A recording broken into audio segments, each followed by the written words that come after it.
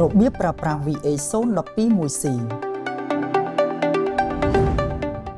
ចូលទៅកាន់កម្មវិធី Alien Check សម្រាប់ទូរស័ព្ទ Android ចុចលើ menu bar រួចចុចលើពាក្យ Internet of Things ចំណែកឲ្យទូរស័ព្ទ iOS វិញចុចលើពាក្យ IoT នៅត្រង់ចំណុច VH-012-1C នេះលោកអ្នកអាចបញ្ជាបិទនិងបើកភ្លើងបាននៅពេលដែលលោកអ្នកចុចចូលទៅក្នុង VH-012-1C នឹងឃើញមុខងារពីរទៀតគឺ Control និង Setting មុខងារ Control អនុញ្ញាតឲ្យអ្នកកំណត់ Timer និង Schedule បានមុខងារ Settings អាចឲ្យលោកអ្នកធ្វើការកែប្រែ Setting ផ្សេងៗដូចជាផ្លាស់ប្ដូរឈ្មោះ Device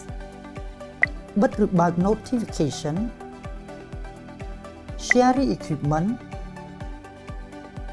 កំណត់ VP.Start និងឆែកមើល Email log របស់ VH-012-1C